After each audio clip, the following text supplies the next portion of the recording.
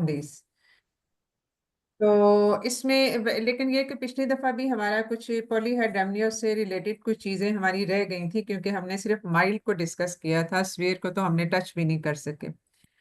Net का थोड़ा सा जो इशू हो गया था इसमें, if you want to cover that तो उसको रैपिडली हम कर लेते हैं, क्योंकि माइल्ड का जो हमने केस डिस्कस किया था उसमें तो जस्ट वेट एंड वॉच और आप उसको देखते जाते हैं, और फिर उसको डिलीवरी एज पर नॉर्मल, उसमें कुछ इतना बहुत ज्यादा डिस्कस करने को था नहीं।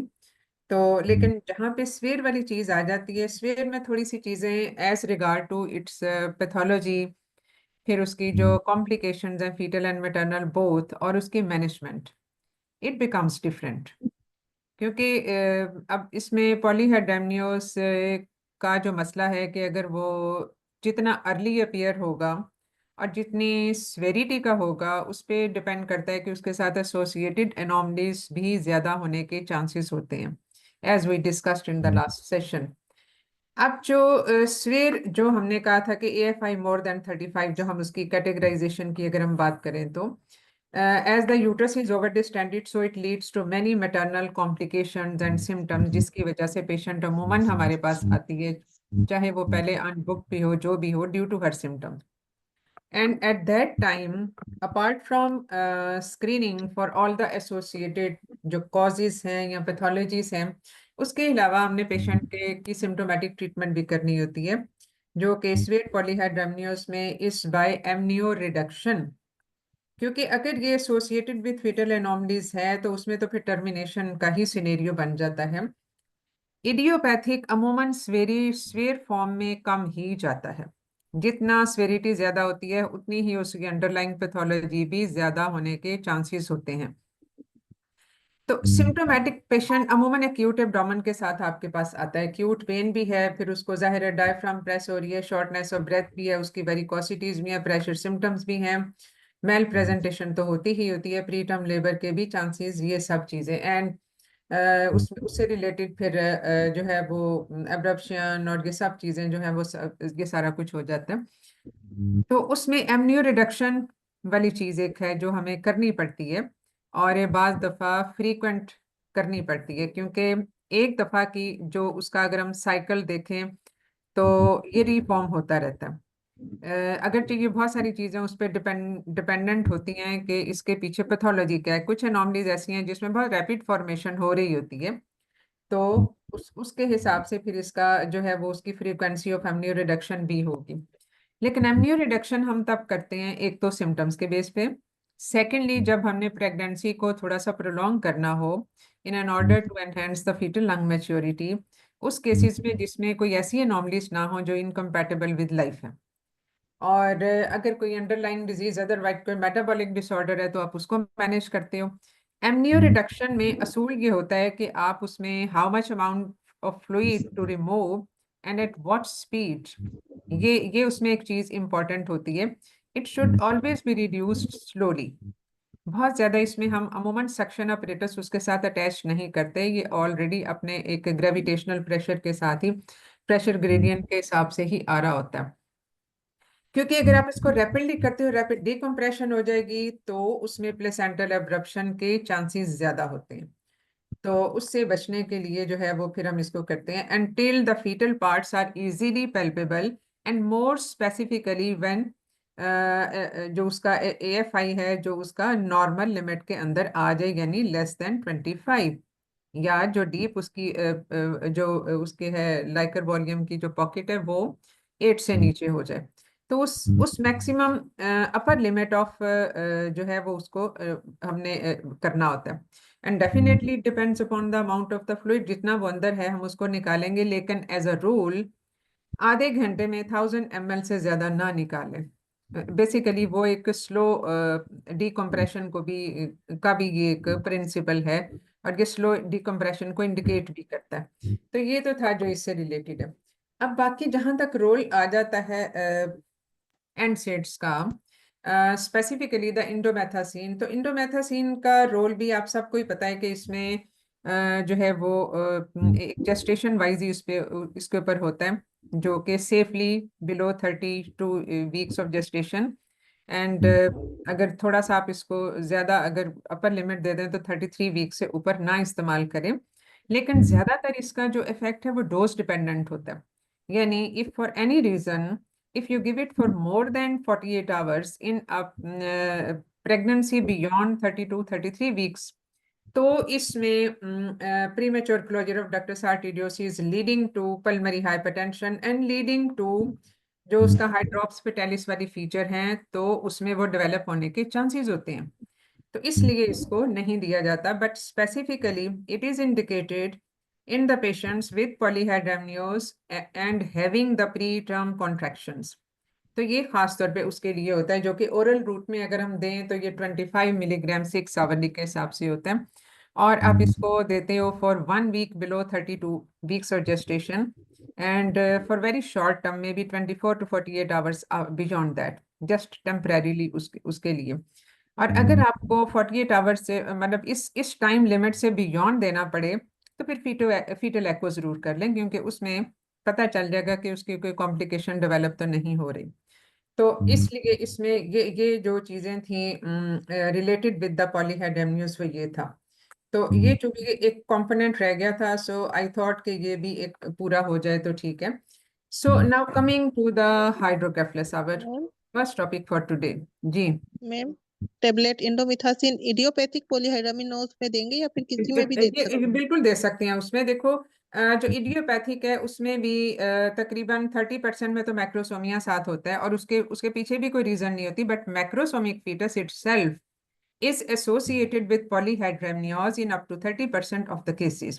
और जो उसमें अब जो इडियोपैथिक को हम इडियोपैथिक कहते हैं, वो हमें उसमें भी आप जैसे हमने बात की थी कि ओलिगोहाइड्रामियोस इडियोपैथिक जो है वो बाज दफा अर्ली ऑनसेट हो सकता है प्लेसेंटल इनसफिशिएंसी का भी। इसी तरह से बाज दफा ये polyhydramnios may be indicative of an early onset of gestational diabetes and may be associated with the foetal anomalies. उसमें हम उसको बिल्कुल रूल आउट नहीं कर सकते, 3 to 5% तक उसमें फीटल एनॉमलीज होती हैं। और इडियोपैथिक पॉलीहाइड्रामियोस जो है उसमें भी 25% पेरिनेटल मॉर्बिडिटी या मोर्टेलिटी के इंक्रीज होने के चांसेस होते हैं। तो इस वजह से इडियोपैथिक उस वक्त तक है जब तक हमें इंट्रा यूट्राइन कॉजेस नहीं पता चलती, but after the birth as we can sort out the reason more precisely, तो तब हम इसको कह सकते हैं कि ये इडियोपैथिक है। और इडियोपैथिक में रिकरेंस के भी चांसेस होते हैं, यानी जेनेटिकल प्री डिस्पोजिशन का भी इसमें फैक्टर हो जाता है। और एपिजेनेटिक जो है वो एनवायरमेंटल फैक्टर डेफिनेटली इसमें बहुत ज्यादा काउंट करते हैं। तो इडियोपैथिक में भी इसका रोल आ जाता है, क्योंकि इसका काम क्या है? इसका काम ये है कि इसने यूरिन प्रोडक्शन को कम कर देना। तो यूरिन प्रोडक्शन को कम करेगा तो डेफिनेटली एक एक बहुत important source of amniotic fluid है वो तो यूरिन ही है। तो उसको जब कम करेगा तो रिफ्लेक्सली जो अमाउंट ऑफ लाइकर है वो कम हो जाएगी। ठीक है, चलिए जी, वो move on to the next topic for today, जो कि हाइड्रोकेफलस है। जी, कौन था हमारा volunteer for Me, hydrocephalus? me, Dr. Mahvish. Mahvish ji, Mahvish आप Yes, हमें madam. सिनेरियो बताएंगे क्या?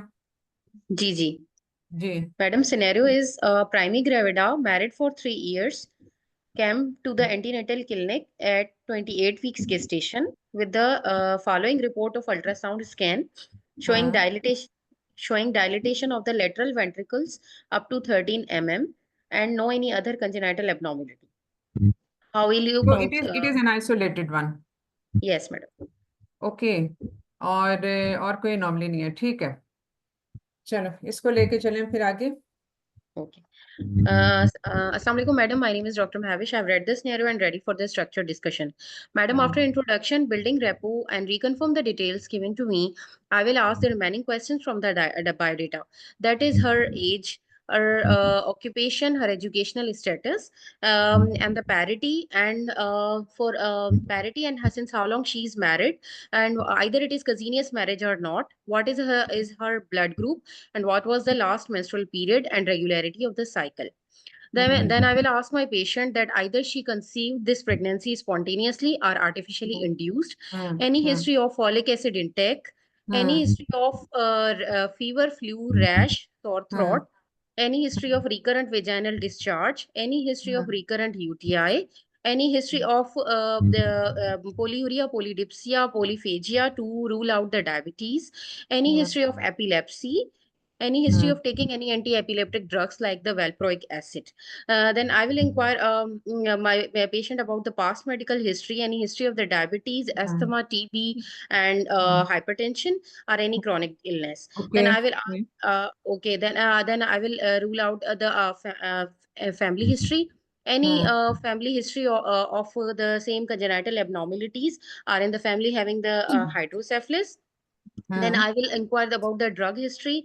Either she is taking any anti-folate drugs and any anti-folate drugs or any antibiotics like the sulfasalazine. After that, I will inquire about any drug allergies, any significant surgical history. Then I will inquire about any history of the smoking and how was her sleep and appetite good or not. And I will also inquire her about diet. Then, madam, I will do the general physical examination of my patient. For that, I will do the check the height and weight of the patient to calculate the BMI. I will check the vitals, pulse, blood pressure, respiratory rate, and temperature.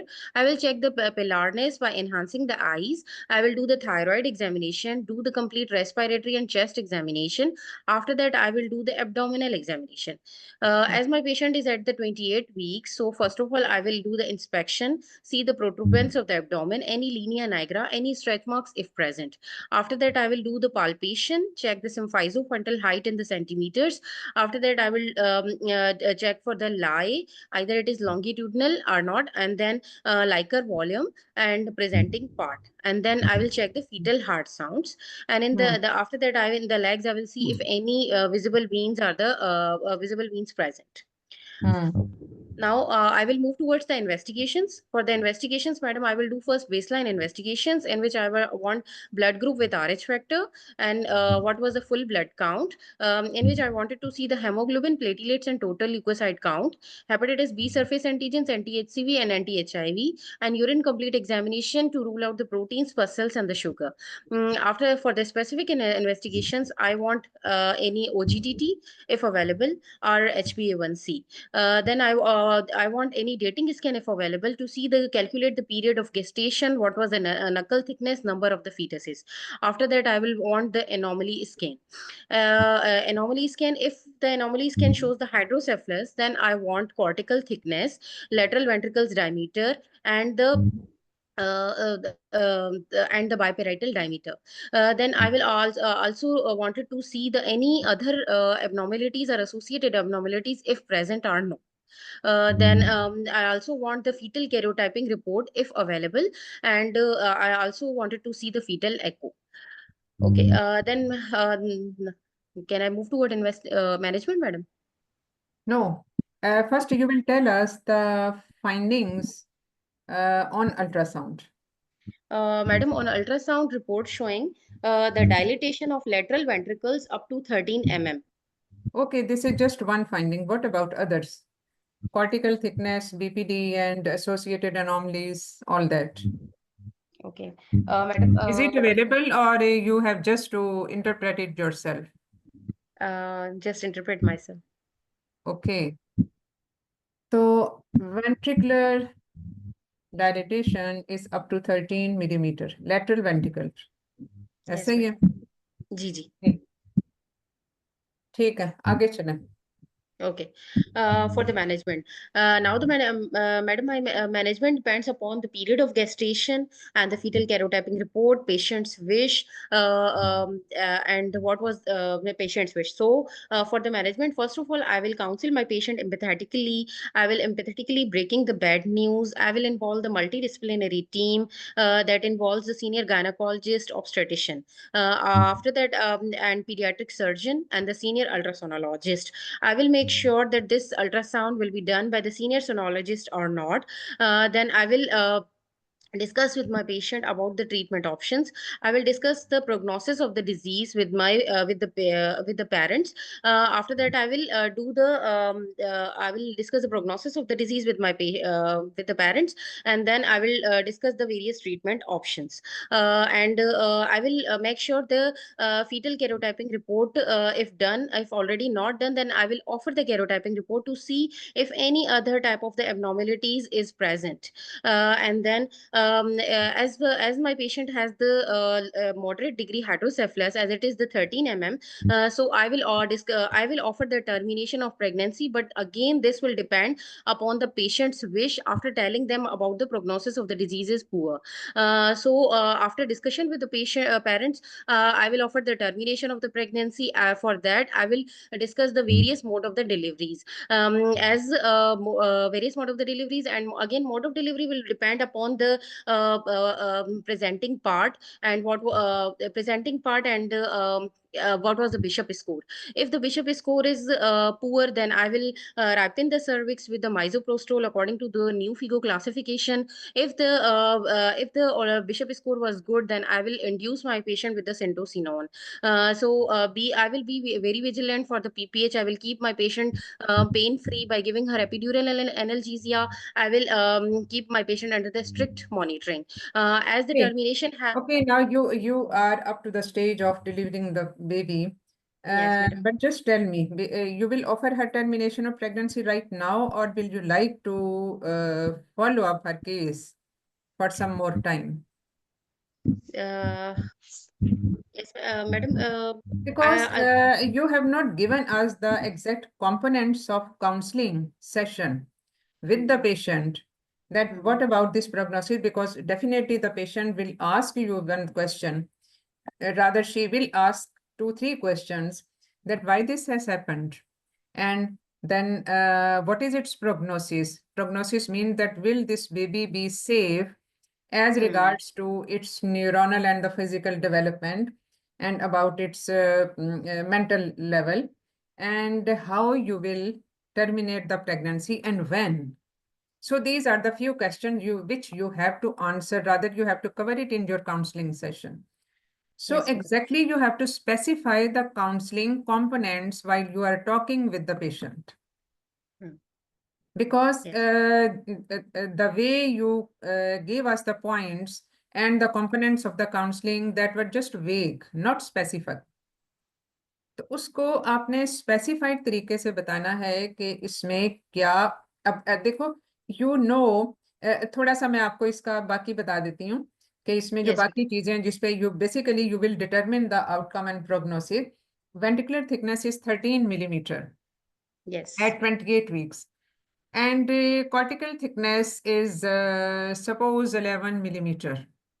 Okay. And there are no associated anomalies as on ultrasound assessment. Karyotyping has not been done so far, so report is not there. So now, based on these ultrasound findings, how you will counsel the patient as regard to the prognosis of this pregnancy, and what will be your next management plan? Okay, madam. First of all, I will counsel my patient in a very empathetic manner. I will break the bad news. I will involve the multidisciplinary team that includes the senior obstetrician gynecologist, as then pediatric neurosurgeon, senior sonologist, and the senior staff nurse. Then I will discuss the prognosis of disease with my patient, as this is it is in between the mild to moderate degree hydrocephalus. So I will tell my patient that prognosis that maybe this pregnancy should be continue, but again, madam, हम इसको कर सकते हैं ना? 13 ये है. तो आप मुझे बताइए. Yes. देखो, इसमें आपको एग्जैक्टली पता होना चाहिए. अब इस वक्त तक so far it's an isolated phenomena. Isolated hydrocephalus है ना इसका. Yes, ma'am. तो इसमें Yes, ma'am. और कोई हमें वजह नहीं मिली. Rather, you have not tried to evaluate it by certain investigations, though you mentioned about the karyotyping. लेकिन karyotyping आपने किस बेस पे उसको एडवाइस किया, and what you want to evaluate and what anomalies are basically associated with the isolated. क्योंकि जहाँ पे isolated हो वहाँ पे कैरियोटाइपिंग की बात जरा बाद में आती है. ठीक है, Yes, उसकी madam. फिर जस्टिफिकेशन आपको करनी पड़ती है।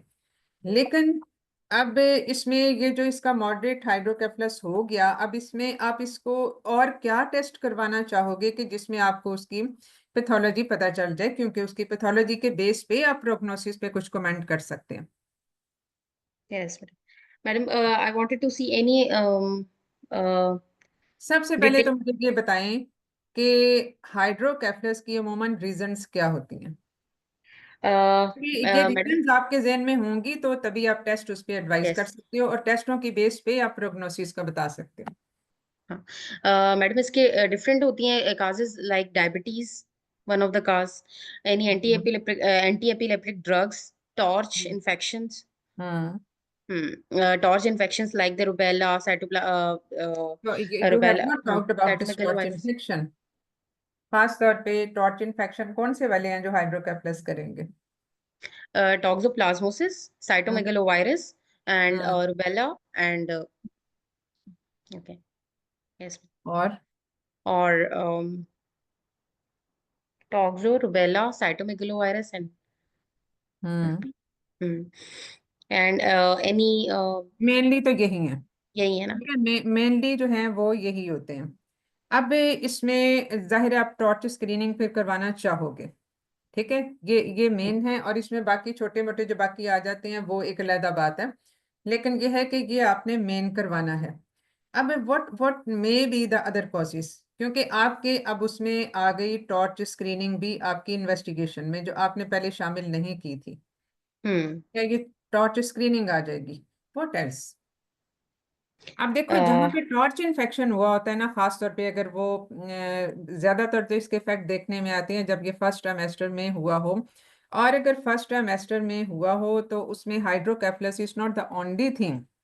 इसमें फिर इंट्रासेरिब्रल कैल्सिफिकेशन की बहुत सारी और चीजें हैं जो सॉफ्ट मार्कर होते हैं इन इन्फेक्शंस के, एज असेस्ड ऑन अल्ट्रासाउंड। तो हम्म वो भी फिर आपको वो फिर नजर आ जाते हैं। तो अल्ट्रासाउंड पे कुछ चीजें हैं which are very much suggestive of the pathology, yes लेकिन मैडम। कभी कभी हमें ये चीजें अगर सॉर्ट आउट ना हो तो हमें ये एक वेंट्रिक्लोमेगाली की सूरत में भी हमें पता चल जाता है। ठीक है, हम्म तो आगे चलें अब, और इसमें क्या होंगी, कॉजेस क्या होंगी? और कॉजेज मैडम, डायबिटीज, हाँ, टॉर्च इन्फेक्शंस डायबिटीज एंड में ये वेंट्रिक्लोमेगाली कैसे हो जाएगी? मे बी कंजेनाइटल, हाँ, कंजेनाइटल कॉज, ओके। अगर ये एपिलेप अगर ये लॉन्ग टर्म डायबिटीज है तो उसमें सीएनएस हम्म और कार्डियोवास्कुलर स्केलेटल एब्नॉर्मेलिटीज के चांसेस ज्यादा होते हैं, एनी जो anti anti anti epileptic drugs, हाँ, ठीक है। एंटी फॉलेट ड्रग्स, हम्म बस, और मैम डाइटरी डेफिशिएंसी हो इंट्रा, सकती हाँ, क्या? डाइटरी डेफिशिएंसी, हाँ, ma'am dietary dietary deficiency deficiency, नहीं, डाइटरी डेफिशिएंसी से वेंट्रिक्लोमेगाली तो नहीं ना होती। ठीक एनी है, इंट्राक्रेनियल ट्यूमर, ट्यूमर बिल्कुल हो सकती है। ठीक है, हम्म तो इसमें what specific chromosomal anomalies, chromosomal anomalies वो होती हैं जिसमें बाद दफा स्ट्रक्चरल मैनिफेस्टेशंस नहीं होती, but these are just the chromosomal, what specific chromosomal anomalies are associated with the hydrocephalus. अब इसमें बेसिकली अब हमने इसका सिनेरियो बड़ा सिंप्लीफाई कर दिया है ये कह के कि इसमें कोई स्ट्रक्चरल एबनॉर्मेलिटी हमें नजर नहीं I except for this वेंट्रिक्लोमेगाली।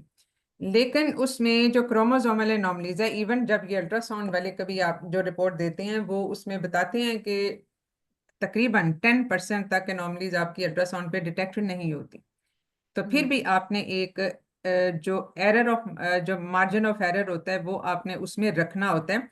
So you speak about the different anomalies which can not be seen so specifically on ultrasound, और जिसमें खास तौर पे आपकी क्रोमोसोमल एनॉमलीज आ जाती हैं।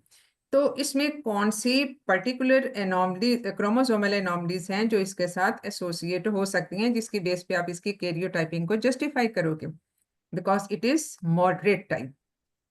तो यस मैम। कैरियोटाइपिंग को कैसे जस्टिफाई करोगे based on those chromosomal anomalies?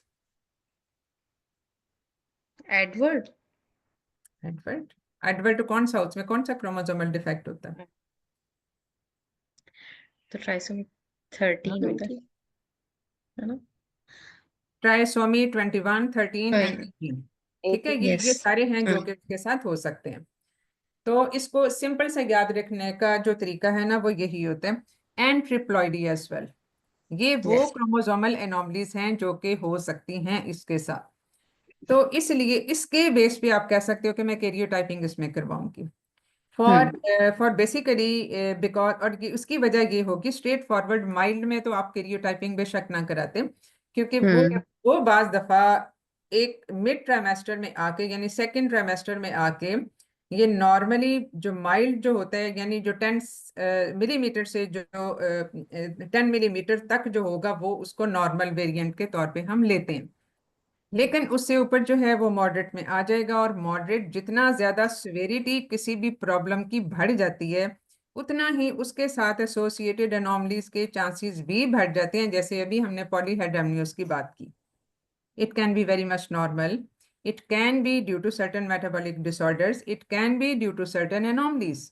और जितना ज्यादा अर्ली होगा, जितना ज्यादा सिवियरिटी का होगा, उतना ही उसमें एनोमलीज के चांसेस बढ़ जाते हैं। ठीक है, तो इसमें ये एनोमलीज हैं जिसकी बेस पे आप कहोगे कि चूंकि ये मॉडरेट है, चूंकि इसमें ये क्रोमोसोमल एनोमलीज हो सकती हैं जो कि हमें अल्ट्रासाउंड पे हो सकता है पता ना चले, इसलिए मैं इसकी कैरियोटाइपिंग करवाऊंगी। ठीक है, Yes. अब suppose the karyotyping report comes out to be normal, और इसमें बल्कि ये एक्स एक्स आ जाती है कैरियोटाइपिंग जो है वो इसमें कैरियोटाइपिंग किसकी कराओगे, बच्चे की या माँ की? ये तो आपने बताया ही नहीं। बच्चे की कराओगे कि माँ की कराओगे? हाँ मैम जी मैं भी, एमनियोसेंटेसिस। हाँ बच्चे की मतलब बच्चे की कराएंगे ना, क्योंकि फीटल मसला तो उसी कैरोटाइपिंग का है। कराएंगे ना।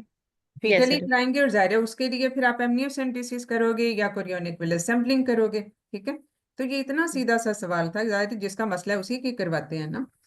तो ये कैरियोटाइपिंग को आप ऐसे जस्टिफाई कर सकती हो, वरना अगर हम ये देखें कि आइसोलेटेड है तो उसमें अमूमन स्ट्रेट फॉरवर्ड वजह समझ नहीं आती कि कैरियोटाइपिंग क्यों। और टॉर्च स्क्रीनिंग कैरियोटाइपिंग आपके उसमें आ गया, अब टॉर्च स्क्रीनिंग भी नेगेटिव आ जाती है, कैरियोटाइपिंग में नॉर्मल आ जाती है। Just to make it very simple case. तो अब आपकी मैनेजमेंट, आप आपकी काउंसलिंग में प्रोग्नोसिस के बारे में आप मरीज को क्या बताओगे? Madam, I will discuss with my patient that the prognosis of the disease is good because it is the isolated abnormality. So we will keep it under the observation. We will do the 2 to 4 weekly scans throughout the pregnancy. Keep our patient under strict observation, and we will repeat the scans to see the Leica volumes, fetal growth, and in the progression of to see the progression of severity of hydrocephalus. So if I will discuss with my patient that sometimes it will become the static or it will not progress. So we will continue this pregnancy up till the 36 weeks. But if the disease is progressing, it means the hydrocephalus, severity of hydrocephalus is progressing. So we can discuss the further treatment options or termination of pregnancy.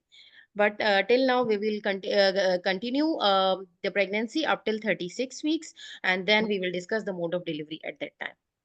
तो आपकी cut off limit क्या होगी for termination of pregnancy, because now you are going to do, क्योंकि अब देखो आपने इन सारी चीजों को जानने के बाद ये सारी चीजें आप एग्जामिनर से पूछोगे कि मुझे ये इन्वेस्टिगेशन की रिपोर्ट चाहिए before I counsel the patient. Yes. Patient ने ये सवाल पूछना ही पूछना है आपसे, तो उसमें जो है वो उसकी काउंसलिंग से पहले आपको ये चीजें पता होनी चाहिए।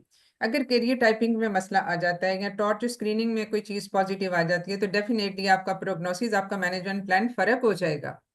तो सारी चीजें बेस करती हैं कि आपने उससे नतीजा क्या निकाला, इन्वेस्टिगेशन से आपने उसकी जो वजह जानने की कोशिश की, उस वजह का कौन सी वजह आपको पता चली, क्योंकि treatment is according to the cause. तो जब तक आपको कॉज पता नहीं चलता आप तो हवा में तीर ही चला सकते हैं और तो कुछ नहीं कर सकते, क्योंकि स्पेसिफिक मैनेजमेंट बताना फिर मुश्किल होता है। And suppose in a case where certain things are not available, like if karyotyping is not available, if torch screening is not available, then you talk in the terms of कि if karyotyping normal हुई तो हम ये करेंगे, अगर karyotyping abnormal हुई, उसमें कोई क्रोमोसोमल एनोमली आ जाती है, तो फिर आप ये देखोगे कि वो कंपैटिबल विद लाइफ है या नहीं है। तो Yes. अगर वो कंपेटेबल विद लाइफ है तो डेफिनेटली आप उसको कंजर्वेटिव मैनेजमेंट पे ही रखोगे। Hmm. ठीक है, वो उसको कंजर्वेटिव मैनेजमेंट पे just as if it is normal. तो इसमें फिर कंपेटेबिलिटी आपने देखनी होती है। तो ये जो चीजें हैं, फिर उसके बाद ये कि टॉर्च स्क्रीनिंग अगर नॉर्मल है तो ठीक है, ये करेंगे। कि टॉर्च स्क्रीनिंग में कोई चीज पॉजिटिव आ जाती है तो फिर हम ये करेंगे। Because if the in case of TORCH screening positive like in cytomegalovirus again TORCH, the damage has been already done. तो उस सूरत में आप उसको ट्रीट नहीं कर सकते। और ऐसी सूरत में जो इन पोस्ट इन्फेक्शन हाइड्रो वेंट्रिकुलोमेगाली होती है या हाइड्रोकेफलस होता है, उसका प्रोग्नोसिस पुअर होता है। Yes. ठीक है, तो इसलिए जो है वो इसमें हमें प्रोग्नोसिस फिर आप उसको इस तरह से बताओगे कि ये हुआ तो मैं ये करूंगी, ये हुआ तो मैं ये करूंगी, अगर आपको वो प्रोवाइड नहीं होता तो इस केस में आपने इसकी टर्मिनेशन ऑफ प्रेगनेंसी करना चाहिए कि जब तक वो नहीं हो रहा। But what is your cut off limit when you will terminate her, when you will decide that now is the time to terminate her pregnancy? Madam,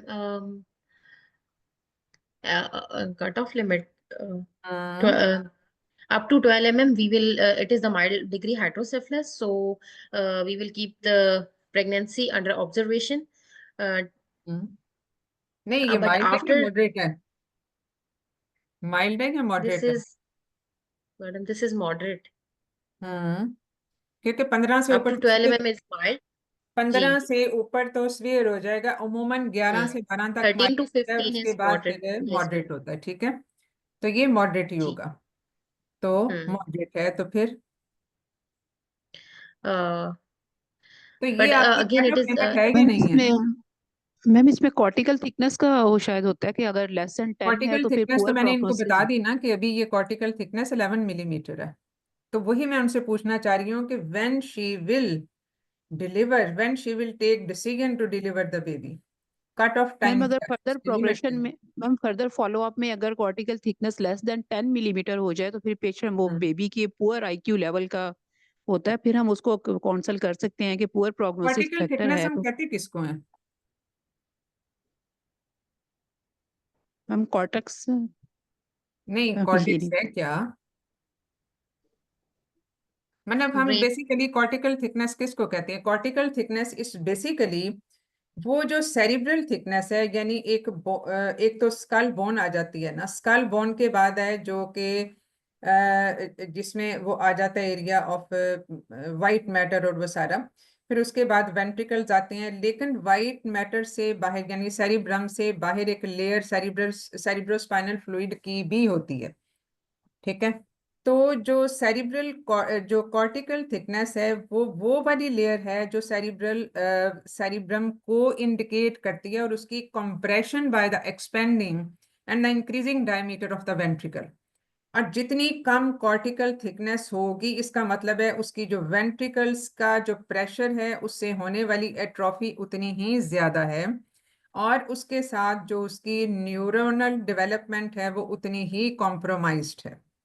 और ज़रा न्यूरोनल डेवलपमेंट पे बाकी सब चीज़ें बेस करती हैं।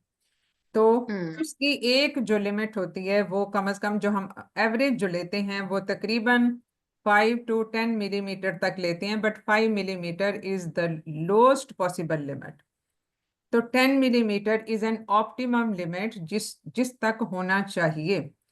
तो इसलिए जो स्वेयर फॉर्म है वो तब होती है जबकि इसको मुख्तलिफ चीज़ों पे हम डिसाइड करते हैं, स्वेयर और मॉडरेट को भी, क्योंकि ये जो इन्होंने वेंट्रिकुलर डायमेंशन बताई है, अब वेंट्रिकुलोमेगाली और हाइड्रोकेफलस से होने वाला बीपीडी का इंक्रीज, ये दो डिफरेंट चीज़ें हैं। हम इसको एक ही कैटेगरी में लेबल नहीं करते, क्योंकि जो हो सकता है वेंट्रिकल ठीक हो, यानी ये कम्युनिकेटिंग टाइप ऑफ हाइड्रोकेफलस है जिसमें फ्लूइड बन रहा है, ज्यादा बन रहा है और वो जा रहा है, लेकिन वो ब्रेन में भी ज्यादा है, और वो फ्लूइड जो है वो अराउंड द सेरिब्रल कॉर्टेक्स वो भी ज्यादा सर्कुलेट कर रहा है, और इस वजह से उसके वेंट्रिकल्स के भी जो डायमीटर्स हैं वो बहुत ज्यादा इंक्रीज तो नहीं करते, लेकिन ओवरऑल जो हाइड्रोस्टेटिक प्रेशर ऑफ CSF वो ब्रेन में बढ़ जाता है, which can cause the brain atrophy.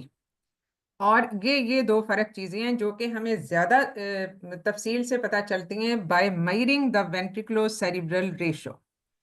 वेंट्रिकुलोसेरिब्रल ratio, इसका मतलब ये है कि volume of the ventricles divided by the volume of the brain.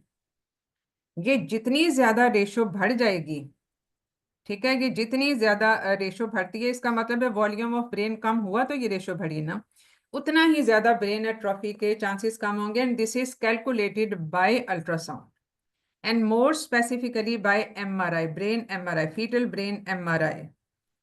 तो ये भी एक चीज होती है जिसको हम अल्ट्रासाउंड या एमआरआई पे कैलकुलेट कर सकते हैं। तो कट ऑफ लिमिट इसमें डेफिनेटली होगी on the ventricular diameter, on the cortical thickness, और इसके अलावा जो एक चीज जो हम और भी मेजर कर रहे होते हैं उसमें बेसिकली जो है वो उसमें देखते हैं कि ये जो इसका है क्रोइडल प्लेक्सिस, क्रोइडल प्लेक्सिस और जो वेंट्रिकुलर जो लिमिट है उसके दरमियान में कितना डिस्टेंस है। तो अगर ये मोर देन 3 मिलीमीटर डिस्टेंस हो जाए तो वो भी एक सेवेरिटी ऑफ सिचुएशन को इंडिकेट करता है। So monitoring will be by all these parameters. ठीक है, आप इसको सिंपली याद रख सकते हो on the ventricular diameter and on cortical thickness, कि कॉर्टिकल थिकनेस जो है वो जितनी कम होती जाएगी बिलो द 10 मिलीमीटर, और वेंट्रिकुलर डायमीटर जितना ज्यादा हो जाएगा 15 मिलीमीटर से, वो आपकी कट ऑफ लिमिट है। यानी वेंट्रिकल डायमीटर अगर 15 तक बढ़ गया और अगर कॉर्टिकल थिकनेस 10 मिलीमीटर से कम हो गई तो try to deliver her at that time. ठीक है, ये आपका जो डिसीजन होना होगा, क्योंकि जाहिर है प्री मैच्योरिटी को आप हर हाल में अवॉइड करते हो। This is the main objective of your conservative management in this case.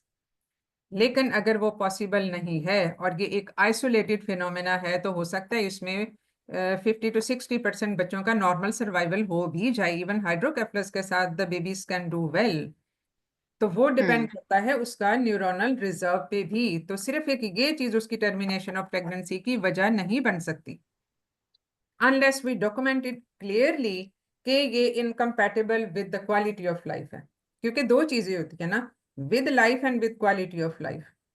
तो क्वालिटी ऑफ लाइफ कैसी है ये भी एक इम्पॉर्टेंट डिसीजन होता है। And this everything has to be explain to the parents, to the mother, to ma'am the कितना father and to the कितना फैमिली। फ्रीक्वेंटली मैम कितना फ्रीक्वेंटली मॉनिटर करेंगे, कितना इसको फ्रीक्वेंटली कम से मॉनिटर कम 2 करेंगे हफ्ते के बाद तो जरूर करो, क्योंकि वेंट्रिकल इसका थिकनेस थोड़ा और सा कॉर्टिकल अर्ली थिकनेस अर्ली के लिए? इसका मॉडरेट वेंट्रिकुलोमेगाली हो गई 28 वीक्स पे। तो इसकी मतलब है कि इसकी सेवेरिटी थोड़ी सी बढ़ने के चांसेस ज्यादा हैं। और दिस इज टोटली अनप्रिडिक्टेबल कि ये स्टेबल रहेगा या प्रोग्रेस करेगा। तो ये आपने सीरियल अल्ट्रासाउंड के ऊपर देखना है। तो चूंकि इसकी हमें कोई वजह नहीं पता चली, इसलिए इसकी कॉज स्पेसिफिक ट्रीटमेंट तो इसको ऑफर नहीं की जा सकती। अलबत्ता हम इसकी मॉनिटरिंग करेंगे and we will decide about the termination of pregnancy whenever it seems feasible, या जब बहुत जरूरत उसकी पड़ जाए उसके based on these parameters. And this everything has to be explain to the patient right from the beginning. You cannot say to her that this is incompatible with life and just go for the termination of pregnancy, क्योंकि ऐसा नहीं है इस case में। इसमें हो सकता है कि यहीं पे स्टैटिक रहे with the good prognosis thereafter, और अगर ये प्रोग्रेस करता है तो उसके पीछे कोई ऐसी पैथोलॉजी है which we still are not able to find out. बाज दफा एक माइल्ड सा या साइलेंट सा एक इंट्राक्रेनियल हेमरेज भी तो हो सकता है जिससे वो डक्ट ब्लॉक हो सकती है। तो ये ऑब्स्ट्रक्टिव टाइप का वेंट्रिकुलोमेगाली होगी, क्योंकि वेंट्रिकल्स के अंदर से फ्लूइड जो है वो कोरोइडल प्लेक्सिस बनाते हैं, उसके अंदर फिर वो सारा सर्कुलेट करता है, थर्ड वेंट्रिकल में जाता है, फोर्थ में जाता है, और उसके बाद ये स्पाइनल कॉर्ड में भी जाता है। तो ये इस तरह की ये कम्युनिकेशन इसकी इस तरह से होती है। Suppose if it is progressive, can we offer her some intrauterine treatment plan? Intrauterine हमारे पास कोई ऑप्शंस हैं? यस मैम, शंटिंग का option neuro what sort of surgeons, ventriculoperitoneal shunts. इसमें जो इजीएस्ट शंट होगा बेसिकली इसमें जो हम शंट ऑफर कर सकते हैं, though these are under trial but has been tried few times. उसमें जो हम वेंट्रिकुलोपेरिटोनियल शंटिंग करते हैं वो यूजुअली आफ्टर बर्थ करते हैं। लेकिन इसमें जो हम शंटिंग करेंगे वो Amniotic shunt, ma'am. Intrauterine. Amniotic cavity के साथ। This is easiest to do. Amniotic shunt. और दूसरी Yes, ma'am. दूसरी चीज ये कि इसमें अगर जो हम कर सकते हैं एंडोस्कोपी के साथ, अब तो बड़ी बड़ी चीजें होती हैं, इवन इंट्रा यूट्राइन सारी सर्जरी भी हो जाती है और सारी थेरेपी भी हो जाती है। तो जैसे हम twin to twin transfusion syndrome में भी उसकी सेप्टोप्लास्टी वो कर देते हैं, सेप्टोटमी बना देते हैं बिटवीन टू मेम्ब्रेन, जो दोनों ट्विन्स होते हैं उसको लेजर के साथ। इसी तरह से इसमें भी वेंट्रिकल्स अगर ये ऑब्स्ट्रक्टिव टाइप है तो वेंट्रिकल्स के दरमियान में अगर ये एक तरफ का वेंट्रिकल डायलेट हो रहा है तो वेंट्रिकल के दरमियान में हम सुराख बना देंगे, वेंट्रिकुलोस्टमी जिसको हम कहते हैं। This again will be by endoscopy. So these all are therapies which are under trial so far, but has been practiced on some patients with a good outcome. तो ये इंट्रायूट्राइन जो चीजें हैं वो भी इसमें हम बोल सकते हैं, चाहे हम नहीं करते, लेकिन दुनिया में जो भी चीज कहीं भी हो रही हो उसका मेंशन कर देना comes under the heading of recent advances, which you people must know. तो उसको हम ऐसे नहीं कह सकते कि हमारे यहाँ नहीं होता तो चलो उसको बोलना भी जरूरी नहीं है, बोलना जरूरी है, जानना भी जरूरी है।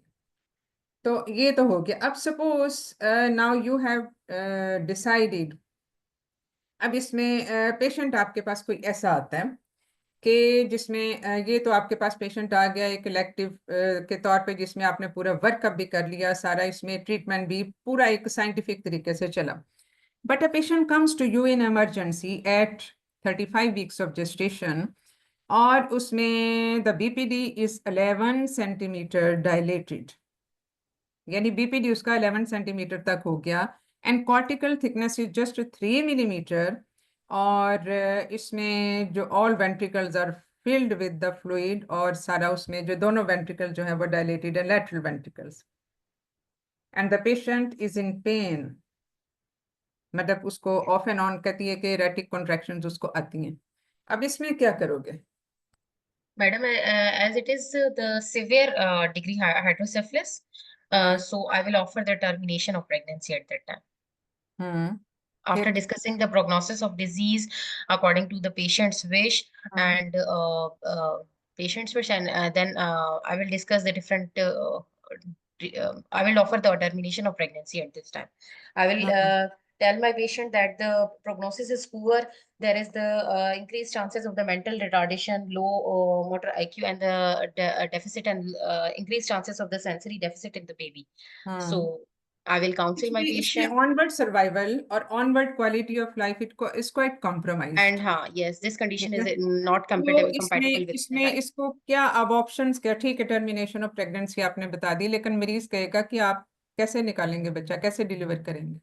Okay, then madam, I will my mode of delivery will again then depend upon the presenting part, and then what was the presenting part and what how was the bishop score. So if the bishop score is good, then I will offer my patient a vaginal delivery again with the cephalocentesis. I will offer the cephalocentesis procedure. So I will go for the vaginal delivery. But at the same time, I will फिर ये discuss the केफेलिक है और 11 centimetre का इसका बाइपैरेटल diameter है, ये तो pelvis में डिसेंड ही नहीं करेगा नीचे। hello. फिर क्या करोगे? जी Mahvish, hello. Sorry, ma'am, network issue. Hello, हाँ जी जी, मुझे आ रही है आवाज, आप बताइए। ma'am, can you repeat the question? Network issue. मेरा सवाल ये है कि इसका जितना मैंने डायमीटर, इसका बीपीडी जो बताया है 11 सेंटीमीटर, ये तो पेल्विस में नीचे आएगा ही नहीं हेड, तो Yes, क्या ma'am. करोगे फिर? Then I will go for the cesarean section. वो क्यों? एक ऐसा बच्चा जिसकी compatibility with the life is quite compromised and is very unpredictable. Madam, I will go for this. I will cephalocentesis. कैसे? No. नहीं, कैसे? मुझे बताओ ना, तरीका बताओ। एब्डोमिनली नहीं करेंगे मैम स्पाइनल नीडल इंसर्ट करके और उसके बेटा एब्डोमिनली भी डेफिनेटली ये एक तरीका है, एब्डोमिनली भी। अब जाहिर है अगर सारा प्लेसेंटा इंटीरियर होगा उसके साथ तो वो उसमें मुश्किल हो जाएगा, but still you can go from one side. लेकिन ये मैडम है वो एक लेवल होता है ना उसका, वो लेवल एग्जैक्ट मुझे याद नहीं आ रहा, उस लेवल पे हाँ। हम स्पाइनल नीडल इंसर्ट करके उसका फ्लूइड ड्रेन करते हैं। हम्म। और ये बड़ी आसानी से ड्रेन हो जाता है। यानी आप उसको ड्रेन देखो, एक नॉर्मल जो फीटल हेड है अच्छा बस ये ना एट टर्म, 3 मिनट एक रह गए नॉर्मल। हाँ, हेलो जी Mahvish, hello. Yes ma'am. Hello. हाँ जी। तो नॉर्मली देखो, जो फीटल हेड है वो मैक्सिमम कितना होगा, 9.8 9.6 तक होता है टर्म का, यस और मैम। वो आराम से डिसेंड कर जाते हैं। But 11 centimetre is almost impossible to descend down in the pelvis. So you have to reduce the diameter of the fetal head, and that yes ma'am. reduction is by cephalocentesis. And that cephalocentesis, unless the head descends down into the pelvis to be approached vaginally, it is difficult to do vaginally. So you have to do it abdominally. और एब्डोमिनली पे आप ultrasound guided करते हो, yes. Placenta location देखते हो, bladder को empty करते हो, और you find out, you mark out an area from where you have to drain the fetal head. और उसके बाद आप उसमें एसेप्टिक टेक्निक से लोकल लगा के और उसमें स्पाइनल नीडल डालते हैं।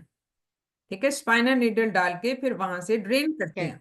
Yes ma'am. और अमूमन के बाद दफा 300 मिलीलीटर तक भी ड्रेन हो जाता है, रादर मोर देन दैट। और जबकि नॉर्मल जो एक CSF फ्लूइड की मिकदार होती है एक टर्म के बच्चे के हेड में, वो 150 मिलीलीटर तक होती है। इतना मतलब इससे ज्यादा नहीं होती। और तो लेकिन मैडम इसका कोई रिस्क नहीं होता कि अगर हम मतलब अभी तो फीटस अंदर है और हम ये कर रहे हैं तो इसमें कोई रिस्क नहीं, नहीं होता लेकिन बेबी? देखो, you have no other way out, because otherwise for this fetus, for this big size of the head, you have to go for the operative delivery. अब operative delivery करके क्या इतना बड़ा इंसिजन दोगे यूट्रस में to take out an 11 centimetre foetal head? No way. क्योंकि उसमें आप इतना जो section just for nothing is not वो।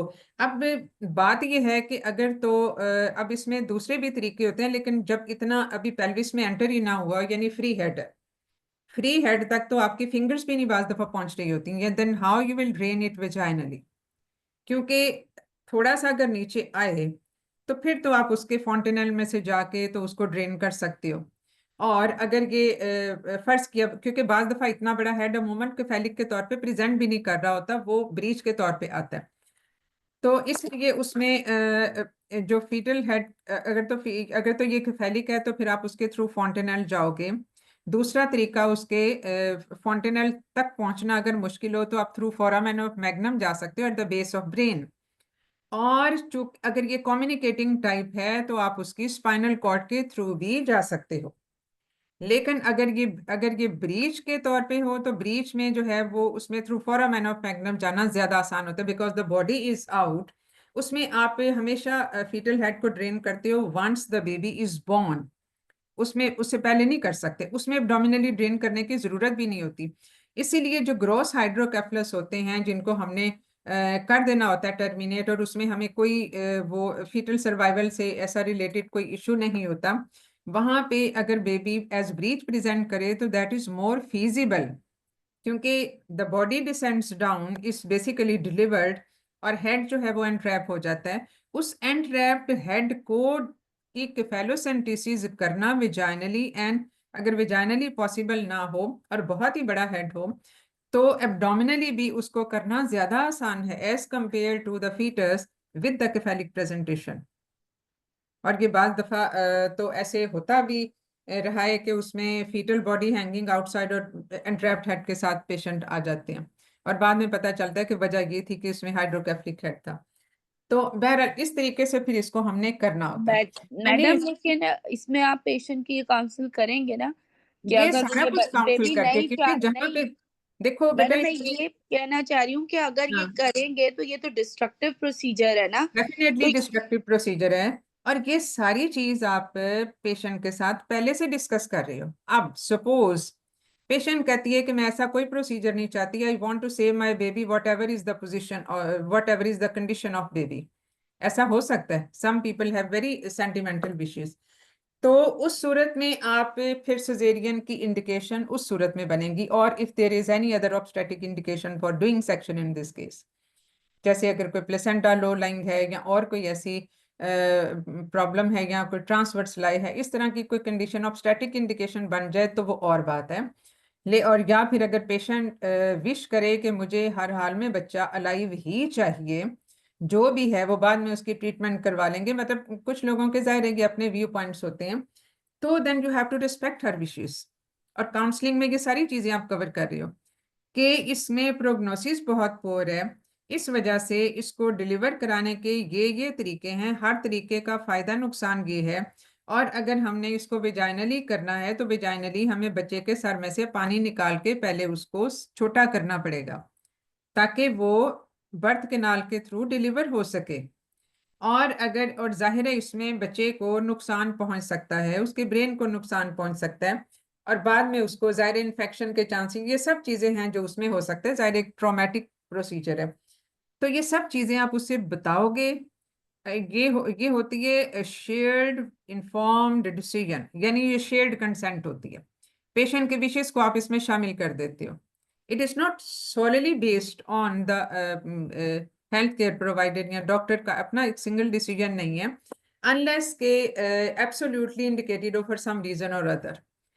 तो पेशेंट अगर कहती है नहीं मैं तो इस तरह का प्रोसीजर नहीं करवा सकती, I don't want any trauma to my baby and I want the baby alive, और उसमें कुछ भी ना हो, ये बाद में देखा जाएगा, तो उस सूरत में फिर आप उसका सेक्शन कर सकते हो। लेकिन सेक्शन के टाइम में फिर आपको उसको केफालोसेंटेसिस नहीं करनी पड़ेगी, rather you have to give a big incision to take out the baby. मतलब उसके हेड को ज़ाहिर 11 सेंटीमीटर का अगर हेड है तो उसके लिए फिर उतना ही बड़ा इंसिजन होगा, जो जाहिर है उसकी फिर सर्जिकल मॉर्बिडिटी उस हिसाब से बढ़ जाती है। तो ये सारी चीज़ें जो हैं ये आप पेशेंट के साथ पहले से डिस्कस कर चुके होगे, और काउंसलिंग में ही ये सारा कुछ जो है वो किया जाता है, डिसाइड किया जाता है। अच्छा, अब पेशेंट एक सवाल आपसे ये एक और करती है कि ये इस दफ़ा तो हो गया प्राइमरी ग्रेविडा पेशेंट है, और ये तो हो गया कि अगली दफ़ा ये होगा या नहीं होगा, इसका क्या जवाब दोगे? Yes, madam. I will discuss with my patient about the recurrence risk. That the recurrence risk is 1 in 30 in the next pregnancy. So I will advise my patient to take the folic acid in the early pregnancy, and I will advise her for the early antenatal visit in the next pregnancy. अब इसमें कुछ होते हैं जो हाइड्रोकेफलस से जो related हैं कि हम अगर जाहिर है बच्चा अगर डिलीवर हो गया, नॉर्मल डिलीवर, सपोज हमने कोई डिस्ट्रक्टिव प्रोसीजर नहीं किया, मॉडरेट था और वो ठीक डिलीवर हो गया, तो बच्चे की कैरियोटाइपिंग हम उस वक्त करवा सकते हैं। कुछ होते हैं एक्स लिंक्ड डिसऑर्डर्स होते हैं। एक्स लिंक्ड डिसऑर्डर जो हैं उसमें रिकरेंस के chances 1 in 4 in female babies and 1 in 2 in male babies होते हैं। तो to exactly to comment on the recurrence risk, हमें फिर उसमें कैरियोटाइपिंग जो है वो उसमें इस तरह से इंडिकेटेड एग्जैक्टली हम उसी के ऊपर ये बेस करते हैं उसके रिकरेंस रिस्क को। ये तो आपने बताया है कि जनरल पॉपुलेशन में, जनरल पॉपुलेशन में without any associated chromosomal anomaly. लेकिन अगर उसमें हम एक्स लिंक डिसऑर्डर्स पे जाएं तो उसमें फिर उसका जो रिकरेंस रिस्क होगा वो फिर ये होगा। तो ये फिर आप पेशेंट से बात करके फिर सारी ये चीज़ें उसको बताओगे कि अभी इस वक्त जो जनरली है वो रिस्क इतना है, लेकिन अगर हम इसको स्पेसिफिकली देखना चाहें तो वो बच्चे पे हम कुछ टेस्ट करेंगे जिससे हमें इसका रिस्क ज़्यादा बेहतर पता चल सकेगा, क्योंकि फिर नेक्स्ट टाइम आप इसमें जो है वो उसी हिसाब से जो है वो उसमें स्क्रीनिंग और वो सब चीज़ें उस हिसाब से करोगे, और अर्ली फीटल एनॉमलीज स्क्रीनिंग इसमें फिर इंडिकेटेड होगी, क्योंकि जो हाइड्रोकेफलस है वो एज अर्ली एज 13 वीक्स आप देख सकते हो, एक्सेप्ट कि वो बहुत माइल्ड हो। और माइल्ड वाले में तो जाहिर है आपने जस्ट वेट एंड सी, उसमें कुछ इतना करने की बात नहीं है। बाकी स्वेयर और मॉडरेट को हमने डिस्कस कर लिया कि इसमें क्या करना होता है, ठीक है। और प्री टर्म में जब है तो आप इसमें स्टीरॉयड भी दे सकते हो, ये सारा कुछ कर सकते हो, ठीक है। चलें जी, अब ये तो हो गया खत्म, लेकिन अब इससे रिलेटेड और किसी का कोई क्वेश्चन तो नहीं है? मैम अगर कॉर्टिकल थिकनेस उसकी 10 से ज़्यादा हो और मॉडरेट हो तब, और कोई एनॉमली ना हो, तो हम तो इसको हम कंटिन्यू, उसको चलाते जाएंगे, कंजर्वेटिव मैनेजमेंट करेंगे। मैम अगर कोई एनॉमली आ गई है लेकिन साथ तो लेकिन बच्चा नहीं ना कॉर्टिकल भी हो, देखो थिकनेस, आइसोलेटेड है, आइसोलेटेड में अगर उसकी कॉर्टिकल थिकनेस कम हो रही है, वो स्फीयर कैटेगरी में एंटर हो रहा है, तो चाहे उसके पीछे कोई भी एनॉमली नहीं है, तो क्या आप चाहते हो कि बच्चा उस सूरत में निकाला जाए जब सारी ब्रेन एट्रोफी हो चुकी हो? अगरचे अगरचे by drainage of the fluid, मतलब क्या होता है इसका कि जैसे अगर ये कॉर्टिकल थिकनेस कम हो रही है, तो इसका मतलब है प्रेशर ज्यादा डेवलप हो रहा है ऑन द सेरिब्रल कॉर्टेक्स। तो प्रेशर डेवलप होगा if persistent on for long duration, तो ये इरिपेयरेबल डैमेज होता है। So when you enter in a category of severe, तो you take out the baby, you drain the CSF, वो उसका सारा वो जो शंट वगैरह डाल के, ताकि उसका इरिपेयरेबल डैमेज ना हो सेरिब्रल कॉर्टेक्स को, तो फिर उसमें सर्वाइवल बेहतर होने के चांसेस होते हैं। तो फॉर लॉन्ग टर्म आप उसकी सेरिब्रल एट्रोफी तो नहीं करा सकते ना, even in intrauterine life. Definitely जो एक प्री मैच्योरिटी होती है, वो तो सबसे बड़ी वजह है पेरीनेटल मॉर्टेलिटी की, और हम उसको बेस्ट पॉसिबल अवॉइड करने की कोशिश भी करते हैं, लेकिन not at the cost of many things. तो ये फिर आपने ये डिसीजन करना होता है, और इसमें डेफिनेटली चूंकि MDT है, इसमें बाकी लोगों से भी आप हेल्प ले रहे हो सारा कुछ, तो इसमें फिर आपने टाइम टू टाइम उसके साथ ही चलना होता है। ठीक है। मैम अगर कोई भी एनॉमली आ गई तो डायरेक्ट टर्मिनेशन का ऑप्शन देंगे? हाँ, नहीं, देखो ऐसे हम टर्मिनेशन में डायरेक्टली ऑफर नहीं कर सकते टर्मिनेशन, क्योंकि देखो वहां पे आप फीटल मेडिसिन वाले को इन्वॉल्व करते हो, जेनेटिसिस्ट को इन्वॉल्व करते हो, और फिर आप ये देखते हो कि इसमें कंपैटिबिलिटी विद लाइफ क्या है। अगर फर्ज किया एनकेफेलोसील आ जाता है, या मेनिंगोसील आ जाता है, मेनिंगोमाइलोसील आ जाता है, तो क्या हम उसमें टर्मिनेशन करते हैं? Because these are surgically correctable conditions. तो हर एनोमली में तो इस तरह से वो करने की जरूरत नहीं होती, अनलेस अनलेस कि एननकेफली हो। एननकेफली में तो ब्रेन बना ही नहीं हुआ, तो ज़ाहिर उसमें इनकम्पैटिबल विद लाइफ है। तो इस तरह की जो एनोमलीज होती हैं वहां पे तो आप एक कर देते हो। और कभी भी फीटल एनोमलीज जब भी आती हैं, तो उस पर स्ट्रेट फॉरवर्ड आपका इस तरह का एग्जेक्टिव डिसीजन नहीं होता कि बस इसमें टर्मिनेशन करें। You have to talk with the patient in detail कि इसके प्रोज एंड कॉन्स क्या हैं। ये जो खास तौर पे ये जो एनोमली है, इसमें बच्चे के फीटल सर्वाइवल कितने हैं, and what will be the quality of life in this patient. और फिर उसके बाद आप सेकंड ओपिनियन भी एक और डॉक्टर से लेते हो, और फिर ये एक कंबाइंड डिसीजन होता है, जिसमें नियोनेटोलॉजिस्ट भी शामिल होता है। ये नियोनेटोलॉजिस्ट का डिसीजन होता है, 2 ऑब्स्टेट्रिशियन का डिसीजन होता है, और ये पेशेंट का भी डिसीजन होता है। So it is not like that कि हम पेशेंट आएगा हमारे पास, अल्ट्रासाउंड की रिपोर्ट लेंगे और हम कहेंगे बस इसके हम टर्मिनेशन करते हैं। ऐसे नहीं है, कि बड़ा सोच समझ के करने वाला डिसीजन होता है। मैम इसलिए हम डिलीवरी प्लान कब करेंगे, कितनी वीक्स पे इसमें करेंगे? सीवियर देखो, हाइड्रोकेफेलिक। हार्ड एंड फास्ट रूल नहीं है इसमें। जो स्वेर स्वेर अगर फर्ज किया इसी केस में जो हम डिस्कस कर रहे थे, अगर इसमें कॉर्टिकल थिकनेस हो गई 10 से 5 हो गई, और इसमें जो वेंट्रिकुलर डायलिटेशन है वो 13 से लेके सपोज 16 17 18 किसी भी एक चीज पे हो गई, इट इज वर्सनिंग। तो चाहे ये 31 32 पे भी है, फिर हम इसको स्टीरॉयड कवर देंगे, बच्चा निकालेंगे, उसकी शंट प्रोसेस करेंगे। हो सकता है सर्फेक्टेंट देने की जरूरत पड़े, नर्सरी केयर की जरूरत पड़े, but at least we will take out the baby where it can be managed thereafter. और फिर हम बर्थ के बाद उसकी वजह भी जानने की कोशिश करेंगे कि इसमें जो वजह है कहीं ऐसी तो नहीं है कि ये क्रोमोसोमल एनॉमलीज इसके साथ एसोसिएटेड हों। अब क्रोमोसोमल एनॉमलीज अगर हो जाती हैं, तो उनका एक अपना रिकरेंस रिस्क होता है। इवन एंटीडीज का एक अपना रिस्क ऑफ रिकरेंस होता है। अगरचे एंटीडीज जो हैं ये सारी मल्टीफैक्टोरियल होती हैं, उसमें सिर्फ कंजेनिटल एनॉमलीज ही नहीं होती, उसमें बहुत सारे environmental factor do play a part. तो ये बहुत सारी चीज़ों पे फिर हमने डिसाइड करना होता है, और ये भी देखना होता है कि जिस सेटअप में आप काम कर रहे हो वहाँ पे प्रीटर्म बच्चा बच भी सकता है या नहीं, और फिर इन यूट्रो ट्रांसफर वाली भी ऑप्शन हम पेशेंट को बाज दफा दे देते हैं। ठीक है। तो अब मैम मैम ये क्वेश्चन था जी मैम, जी अगर पेशेंट स्टेबल रहती है और उसका यानी कि हाइड्रोकेफेलस जो है वो इम्प्रूविंग नहीं है, तो हम अगर 37 वीक्स तक वेट करें और उसके बाद फिर हम उसको वो अगर सिजेरियन वर्सनिंग की नहीं है ऑप्शन तो, दे सकते अगर हैं? वर्सनिंग हाँ नहीं जी, है, यानी वर्सन फिर नहीं हम हो रहा, तो फिर तो आप उसमें प्रोलॉन्ग कर सकते हो, उसमें तो कोई हर्ज नहीं है। मैम लेकिन फिर जो हम उसको नॉर्मल डिलीवरी के लिए करेंगे या नहीं, या फिर उसमें उसमें तो नहीं, हम डिपेंड सिजेरियन की करता है ऑप्शन उस दे वक्त के सकते हैं? बीपीडी पे। देखो, बिल्कुल नॉर्मल डिलीवर कर सकते हैं नहीं, अगर स्टेबल वो है पेशेंट, ऑब्स्ट्रक्टिव यानी कि लेबर ना बन जाए इम्प्रूविंग है तो। हम्म मैम, यानी कि पेशेंट का यानी कि वर्सनिंग नहीं है, कॉर्टिकल थिकनेस भी मोर देन 10 मैं मिलीमीटर उसी है। की बात कर रही हूँ, वर्सनिंग नहीं है। BPD according to the gestation ज्यादा से ज्यादा बीपीडी जो आप कर सकते हो वो 10 सेंटीमीटर होता है, बल्कि रादर 9.8 से 10 सेंटीमीटर तक का, जो कि एक अच्छे खुले पेल्विस में से डिलीवर हो सकता है। तो ये तो डिपेंड करेगा उसका जो कि फेलो पेल्विक डिस्प्रोपोर्शन तो नहीं कोई बन रही। अब पेशेंट शॉर्ट स्टेचर्ड है, उसका पेल्विस वैसे ही नैरो है, तो 10 सेंटीमीटर वाला भी अटक जाएगा, डीप ट्रांसफर रेस्ट हो जाएगा या ऑब्स्ट्रक्टिव लेबर बन जाएगी। तो आप उसमें नॉर्मल का ट्रायल बिल्कुल दे सकते हो, उसमें तो कोई हर्ज नहीं है। उसमें कोई ऐसी इंजरी या ट्रॉमा, बर्थ ट्रॉमा होने के चांसेस नहीं है, अनलेस कि ये ऑब्स्ट्रक्टिव लेबर में कन्वर्ट ना हो जाए।